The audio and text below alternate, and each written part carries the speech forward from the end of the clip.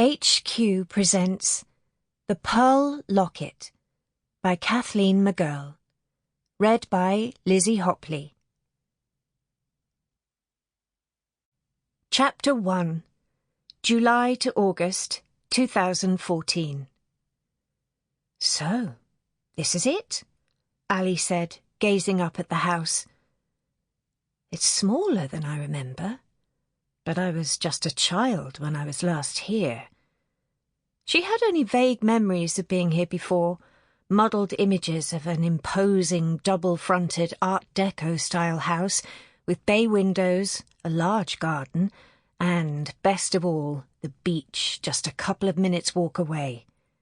It had been her spinster great-aunt's house, and the childless Betty had left it to Ali in her will. "Smaller?" said her husband Pete. "It's huge! Well, compared with everywhere else we've ever lived." Ali nodded. She couldn't argue with that. But the size didn't matter, as she was going to put the house on the market immediately. They had no intention of living in it. "I suppose we should have a look round inside now that we're here." "Well, that was the point of the visit," Pete said, smiling. He took Ali's hand and led her to the front door. She was grateful for the gesture of support. It was strange being here.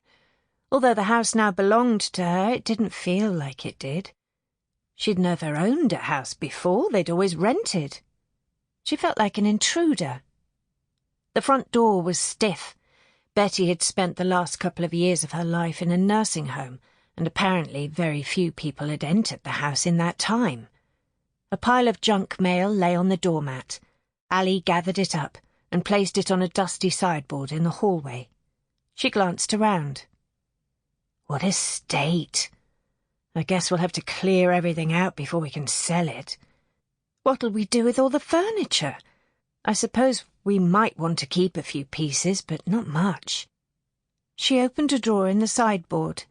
It was full of pens, coins, elastic bands, buttons, old receipts, and other odds and ends. And we'll have to sort all the contents out as well. Gran might want to keep a few things. Oh, it's going to be a huge job. Peter had peeked into a room on the left, the sitting room as far as Ali recalled, and was now crossing to the room on the right, the dining room. He turned back to Ali with shining eyes. Fantastic rooms, these two. Great proportions. They'd look amazing if they were done up. Come and see the kitchen. He pulled her to the back of the house, where they entered a large but very dated kitchen. Probably last fitted out some time back in the 60s, Ali thought, wrinkling her nose at the musty, unlived-in smell. Oh, imagine it, Ali, with a run of units along that wall, an island there, an American-style fridge-freezer there, granite worktops, and shaker-style cupboard doors. This house could really be something special. It could. She could see that. Someone else with money and the time and energy for an awful lot of DIY would have a lot of fun with this house. She just wanted her hands on the money they'd get from selling it. With Pete's redundancy money fast running out and their landlord about to put up the rent, they could certainly do with it. She was already working full-time, and as yet Pete had had no luck finding another job since Harrison's had laid him off. "Let's go upstairs," Pete said again, reaching for her hand. She followed him up. The stairs turned on a half landing, a grand newel post supporting the oak panel banisters. There was a cold draught as they turned the corner. Ali shivered.